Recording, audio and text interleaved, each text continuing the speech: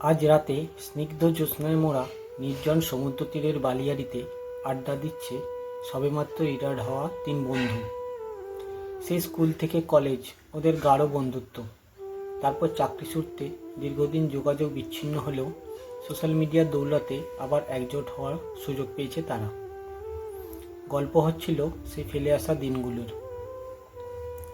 ভিন্ন ভিন্ন অজুহাতে কেমন স্কুল থেকে টিফিন টাইমে পালিয়ে যেত, কিংবা ক্লাসের সবচেয়ে বোকা ছেলেটির পেছনে লাগা, কোন মাস্টারমশাইয়ের কেমন ভঙ্গি, কলেজে উঠে পার্টি পলিটিক্সের আঁচড় বাঁচিয়ে নিজেদের জাহির করার কথা, সব থেকে ভালো ছেলেটা বা মেয়েটার শেষ অবধি কী গতি হলো সেই সব বিষয় নিয়ে, কিংবা কার কোন গোপন বদভ্যাস ছিল সেই বিষয়েও।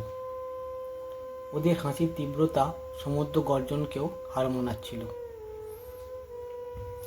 হঠাৎ এক বন্ধু চাঁদের দিকে তাকিয়ে আনমনে বলে উঠল, ক্লাস 9-এর সংযুক্তাকে মনে আছে তোদের? কি মিষ্টি ছিল না মেয়েটা।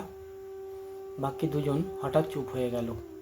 তিনজন নিশ্চুপ দৃষ্টি ছড়িয়ে দিল অনন্ত আকাশের দিকে, নাকি স্মৃতির গভীরে, বোঝা গেল না। ওদের অব্যক্ত ভালোবাসার দীর্ঘশ্বাস বাতাসে মিশল চুপি চুপি। সমুদ্র গর্জনে তীব্র হলো, বাইরে নয়, বুকের ভিতর। কিন্তু তিনজনের কেউ কারোর সেই গর্জন টের পায়নি কোনোদিন, আজও পাবে না।